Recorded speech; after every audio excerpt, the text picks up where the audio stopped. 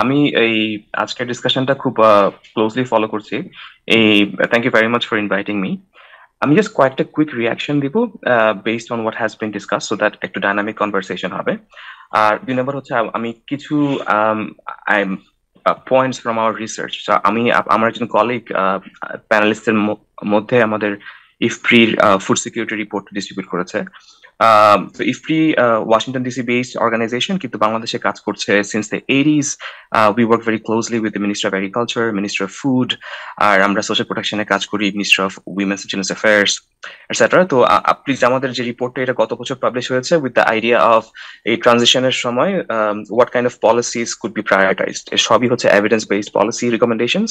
বাংলাদেশের এক্সিস্টিং সমস্ত like latest ডেটার উপর বেস করে we provided some recommendations. Executive সামারিটা অ্যাটলিস্ট কাইন্ডলি পড়বেন, ওখানে আই থিঙ্ক সামারাইজ, আর then you can go details. আমি জাস্ট রিয়াকশন ওয়াইজ আমি জাস্ট কয়েকটা কথা বলতে চাই। একটা হচ্ছে, একটা কথা এসছে অন প্রকিউরমেন্ট, রাইট?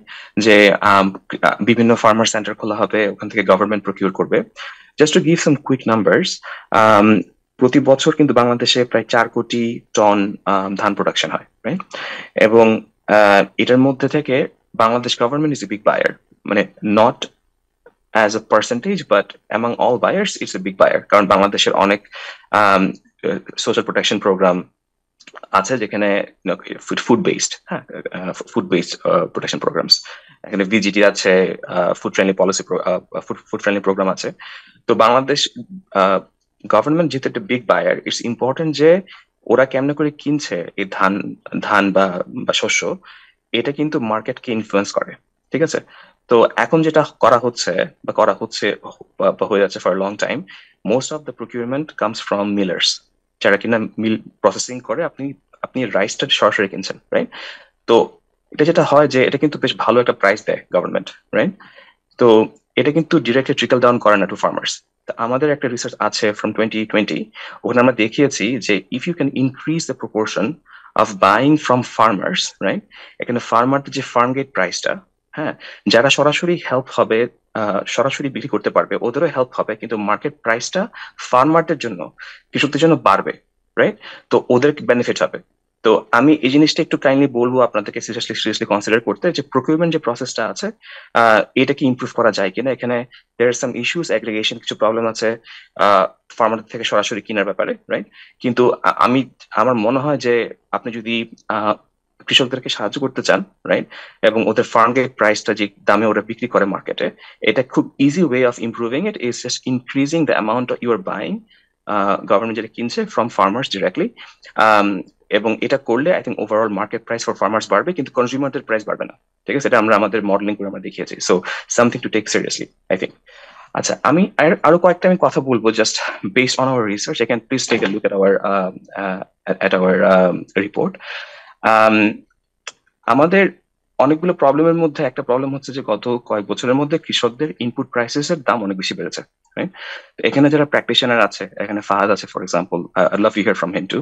এখানে ইনপুটের ক্ষেত্রে আমাদের ফার্টিলাইজারের দাম কিন্তু আম, মানে বেশ বেড়েছে, এবং আমাদের 80% of our fertiliser is actually imported, right? তো আমাদের ডোমেস্টিক প্রোডাকশনটা ফার্টিলাইজার কেমনে বাড়ানো যায়, এটা আমাদের কেয়ারফুলি চিন্তা করা উচিত, ঠিক আছে? এবং আমি বলবো যে এটার উপর please you can provide some put some thoughts to this. আমাদের ফিউচারে আমাদের যে পলিসি মেকাররা আসছেন, সিরিয়াসলি থিঙ্ক অ্যাবাউট এটা মার্কেট কেমনে কম্পিটিটিভ করা যায়। এখন অনেকগুলোই হচ্ছে আমাদের যে ফার্টিলাইজার প্রোডাকশন যেগুলো হচ্ছে, এটা গভর্নমেন্ট নিজে করছে, রাইট? তো এখানের মধ্যে মার্কেট পার্টিসিপেশন কেমনে বাড়ানো যায়, এখানে আপনি কেমনে ওপেন আপ করতে পারেন, প্রোভাইড ডিরেক্ট সাপোর্ট, এটা কেমনে করা যায়। একটা কথা এসছে, জাকারিয়া ভাইয়া বললেন about subsidy programme. Beside fertilizer actually has the biggest subsidy বাংলাদেশে। Um, এই এরপরে হচ্ছে I think one of the big subsidy programs in agriculture is mechanisation subsidy. তো গত 5 বছরে বাংলাদেশে প্রায় $360 million খরচ করা হয়েছে মেকানাইজেশন সাবসিডি প্রোগ্রামে। তো এটার উপরে ইফপ্রি রিসেন্টলি আমি লিড করেছি স্টাডিটা, এখানে একটা ডিটেইল স্টাডি আছে on on on how to improve the subsidy programme.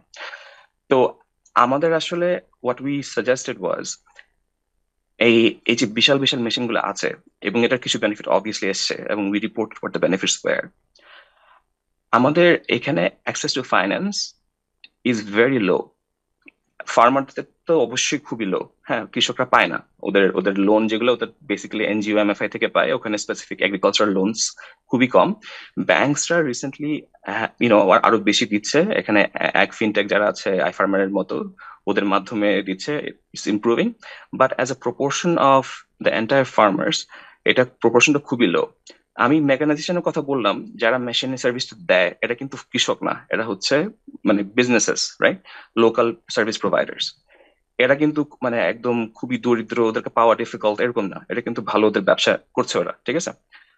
এদেরকেও দেখলাম যে আমরা এদের access to finance is very low. ওদের আমরা দেখলাম around 12% of of MSPs service providers ওরা ব্যাংক লোন পাচ্ছে। তো এত কম কেন? এরা তো এদের থেকে তো ডিফল্ট হওয়ার পসিবিলিটি খুবই কম। You can track them better, এখানে সমস্যা তত বেশি নাই। তো এই যে মানে এগ্রিকালচার ক্রেডিট পলিসি যেটা বাংলাদেশে আছে, I think is very weak. I think, sorry, I should reframe it, can there is a lot of room for improvement, ঠিক আছে।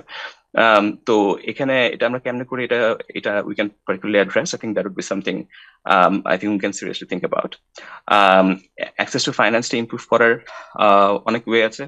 আমাদের আশেপাশের দেশগুলো থেকে আমাদের শিখার শিখার অনেক কিছু আছে। আমি এডাব্লিউডি নিয়ে কথা বলেছেন, দ্যাট ওয়াজ ফ্যান্টাস্টিক। ভিয়েতনামে I think it was done very well. আমাদের আশেপাশের দেশ থেকে অনেক কিছু শিখার আছে আমাদের নিজেদের, from our experience we have a lot we have done well. হ্যাঁ, আমাদের এইটিস থেকে শুরু করে এটসেট্রা, রাইট? তো I can come in more later, but আমি জাস্ট এই কয়েকটা points I thought that share. Thank you so much.